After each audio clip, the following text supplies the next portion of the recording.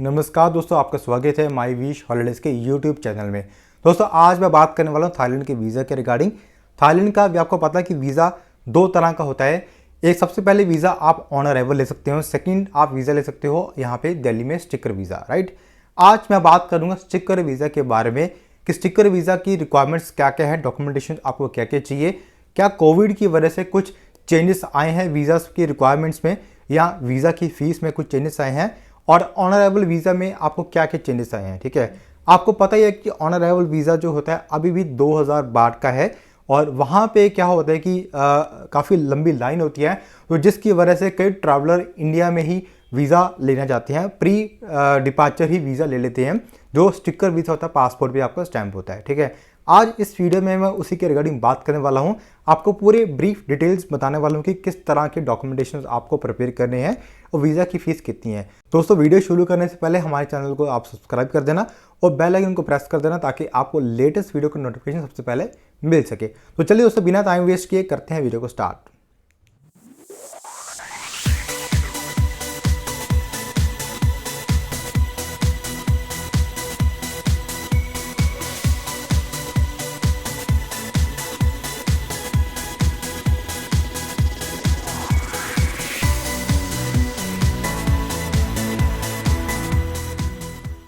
तो चलिए दोस्तों अभी स्टार्ट करते हैं थाईलैंड के वीज़ा के बारे में, आपको डॉक्यूमेंटेशन के बारे में बताता हूँ। सबसे पहले हमारे वेबसाइट पे आप आ जाइए mywishholidays.com, क्योंकि यहाँ पे आपको पूरी इन्फॉर्मेशन मिलने वाली है। अगर हमारी आप वेबसाइट के बारे में नहीं पता तो ये हमारी एक ऑफिशियल वेबसाइट है। यहाँ पे आपको हर टूर पैकेजेस और थाईलैंड के जितने भी कंट्रीज़ के वीज़ास है वहाँ पे आपको सारी इन्फॉर्मेशन मिलने वाली है। अब वीज़ास के बात करें हैं तो यहाँ पे वीज़ास पे आपने यहाँ पे क्लिक कर देना, मेन्यू बार पे वीज़ास का ऑप्शन पे यहाँ पे आपने क्लिक करना है, और उसके बाद यहाँ पे आपको सारी कंट्रीज़ के वीज़ास के मिल जाएंगे। हम थाईलैंड की बात करें तो थाईलैंड एशिया कंट्री में आता है, एशिया कॉन्टिनेंटल में आता है, तो हमने यहाँ पे थाईलैंड के ऊपर यहाँ पे क्लिक कर दिया तो हमारे पास एक नई विंडो ओपन हो जाएगी, नया पेज ओपन हो जाएगा, और यहाँ पे मैंने दे रखे हैं थाईलैंड के टूरिस्ट वीज़ा की रिक्वायरमेंट्स। ठीक है, तो आपको अभी वन बाय वन सारी रिक्वायरमेंट्स मैं बताता हूँ कि क्या क्या रिक्वायरमेंट्स है इसकी। सबसे पहले तो आपका पासपोर्ट होना चाहिए, 6 मंथ की आपकी वैलिडिटी होनी चाहिए from date of travel. Along with अगर आपके पास ओल्ड पासपोर्ट है तो आपको वो भी हमें देना पड़ेगा वीज़ा के जब सबमिट करते वक्त। ठीक है, fully completed and signed visa applications, आपको वीज़ा एप्लीकेशन फुली कंप्लीट करना पड़ेगा। अगर आपको नहीं पता तो हम अगर हमारे से वीज़ा अप्लाई करवाते हो तो मैं आपको पूरी हेल्प कर दूंगा वीज़ा कंप्लीट करने में, और आपसे सिग्नेचर करवा लूंगा। ठीक है, ड्यूली साइंड चेकलिस्ट, इसके लिए चेकलिस्ट होती है। चेकलिस्ट पे ये दी क्या होता है कि कौन कौन से डॉक्यूमेंटेशन आपने साथ में अटैच करे हैं, वहाँ पे भी आपके सिग्नेचर होने जरूरी है। ठीक है, दो आपकी फोटोग्राफ चाहिए, 35x45 mm की फ्रेश वन चाहिए, नोट यूज कोई पिछले note used earlier for any visa, किसी और अन्य वीज़ा के लिए ये फोटो यूज़ नहीं होनी चाहिए। आपने बिल्कुल फ्रेश फ्रेश फोटो आपने निकाल के देनी है। ठीक है, camera click passport size with white background ये होनी चाहिए, right.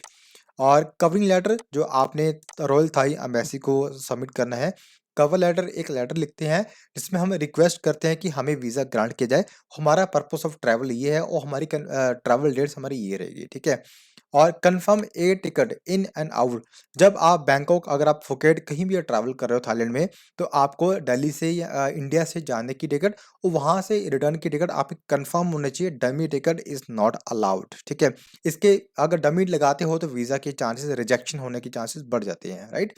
Evidence of confirm hotel accommodation in reservation in Thailand, आपका हमें प्रूफ होना चाहिए कि आपने कौन सा होटल बुक करा है थाईलैंड में, और वहाँ का एड्रेस, कॉन्टैक्ट नंबर और एप्लीकेशन नेम।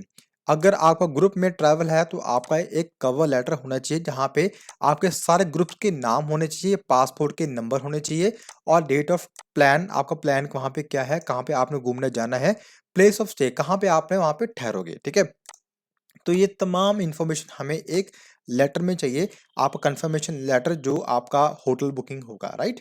इस चीज़ को आप बड़े ध्यान से पढ़ लेना, और अगर आपको कोई भी डाउट है तो हमें आप नंबर आपके टीवी स्क्रीन पे स्लैश कर रहे हैं। ठीक है, देन आती है original bank statement, original personal आपकी बैंक स्टेटमेंट होगी, आपकी 6 मंथ की आपकी बैंक की स्टेटमेंट चाहिए हमें, और लेटर है विद स्टैम्प।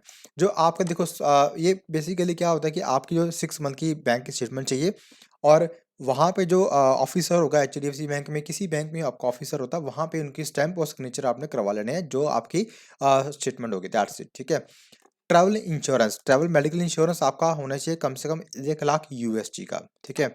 और इसमें 50,000 USD का भी चल जाए, कोई इशू नहीं है।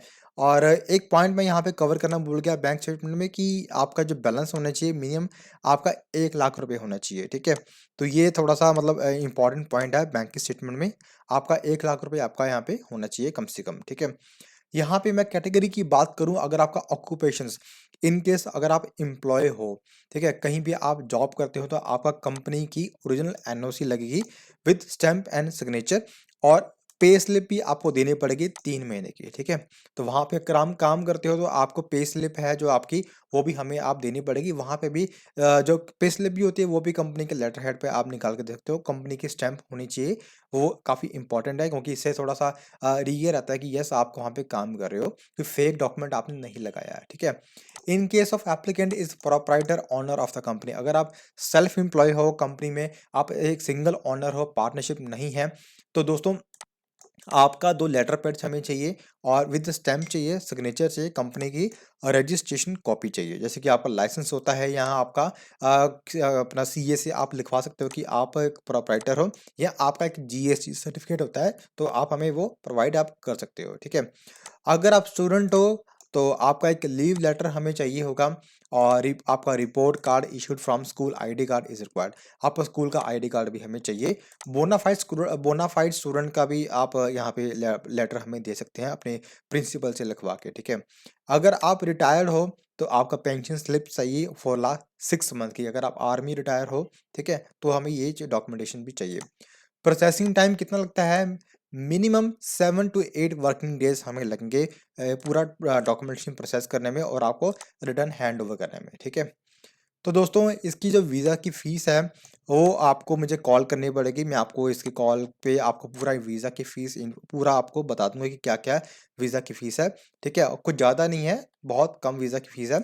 और मैं आपको बता दूं कि अगर आप न्यू दिल्ली से अप्लाई करते हो तो इन जो स्टेट्स के जितने भी लोग हैं ये आप न्यू दिल्ली के अप्लाई कर सकते हो, ठीक है। सो अरुणाचल प्रदेश, असम, हरियाणा, हिमाचल प्रदेश, जम्मू कश्मीर, मणिपुर, मेघालय, मिजोरम, पंजाब, राजस्थान, इन जितने भी स्टेट के लोग हैं वो सारे का सारा डॉक्यूमेंटेशन न्यू दिल्ली में अप्लाई आप कर सकते हो, ठीक है। और अगर आपको कुछ और इन्फॉर्मेशन चाहिए थाईलैंड के वीज़ा के रिगार्डिंग तो आप हमें कॉल भी कर सकते हो, हम भी आपकी पूरी हेल्प करेंगे आपके थाईलैंड के वीज़ा प्रोसेस करने में। चलिए दोस्तों आज की वीडियो में इतना ही, और नेक्स्ट वीडियो में आपको मैं बताऊंगा कि थाईलैंड के जो रूल्स एंड रेगुलेशंस है कोविड के बाद कि क्या क्या आपको फॉलो करने पड़ेंगे बिफोर एंटर टू थाईलैंड, ठीक है। थाईलैंड में ट्रैवल करने से पहले आपको किन किन बातों का आपको ध्यान रखना पड़ेगा, तो इसके लिए आप हमारे चैनल को सब्सक्राइब कर लीजिए, क्योंकि अगर आपने सब्सक्राइब नहीं किया तो आप हमारी उस वीडियो को मिस कर दोगे और आपको दिक्कत आएगी थाईलैंड के ट्रैवल करने के लिए, ठीक है। तो चलिए दोस्तों मिलते हैं अगली वीडियो में, धन्यवाद। Subscribe now and press the bell icon. Never miss an update.